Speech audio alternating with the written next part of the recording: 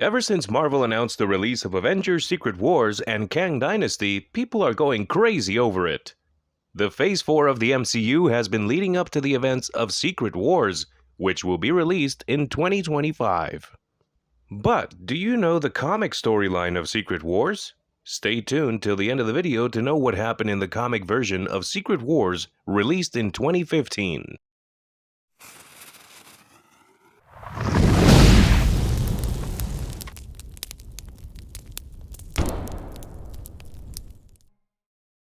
Welcome back to the Visionary Bat, everyone. In our previous video, we talked about how the Avengers were attacked by the Titans in Secret Wars issue number 0. That was just a brief introduction to the series we have started. Today, as we mentioned in the previous video, we will be discussing the original Secret Wars issues, which was released in 2015, starting from issue number 1 to 9.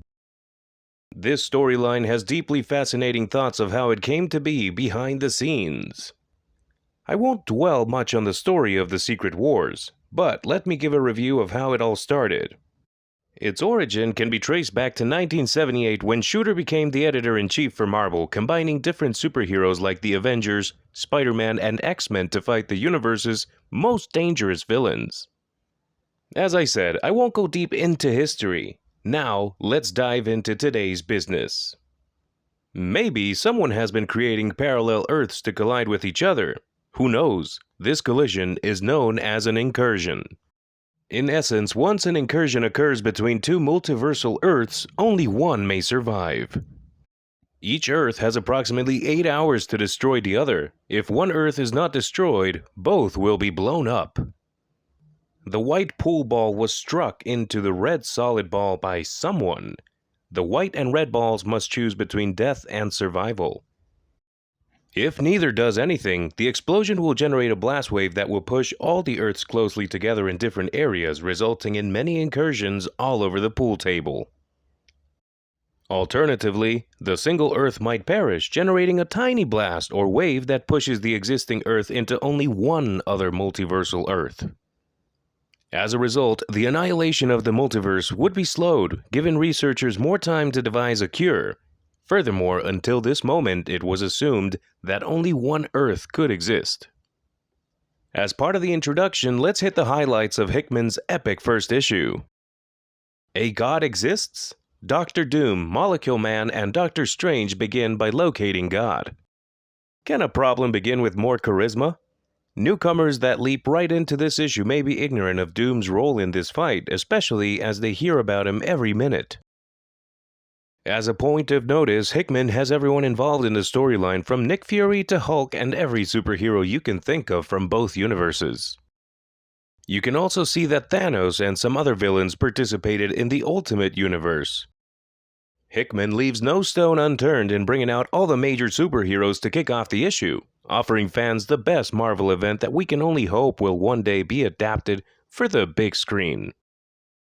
Later, we will all know the key role as well as much more in this video. That being said, my question for you guys is, should there be a God, or better yet, a creator of all Marvel universes as a whole? Don't miss this opportunity to drop your answers in the comment area too. Here comes the most interesting part of this story.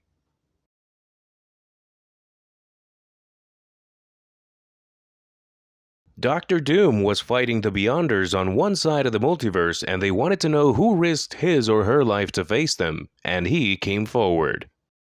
Meanwhile, on Earth 1610, Nick Fury was finalizing plans for the forthcoming and last incursion, and shortly after dispatched the entirety of S.H.I.E.L.D.'s fleet to Earth 616.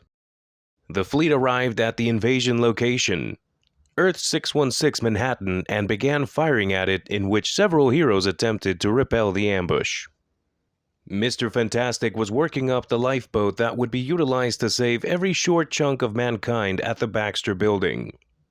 Then Iron Man from Earth 1610 used the Iron Man 6 weapon, but the tide changed in favor of the Marvel Universe heroes, when the Guardians of the Galaxy and Cyclops Sentinels came to assist.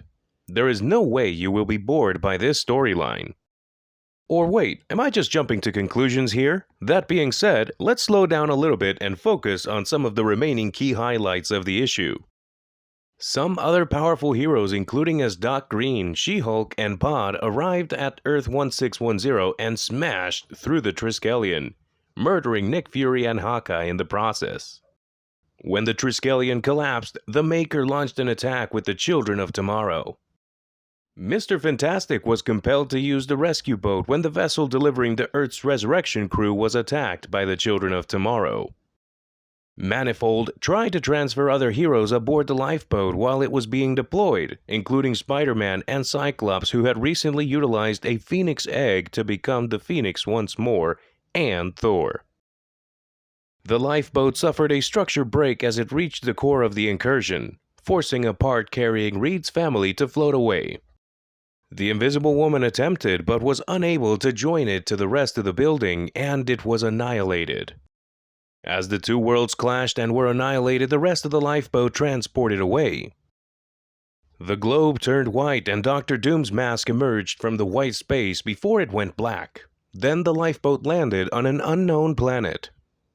We have come to the end of this amazing storyline for now, and I believe you guys are happy. We will be back with the next issues very soon. And before you go, remember to click the subscribe button to get more enthralling videos related to the Marvel and DC characters, settings, and histories.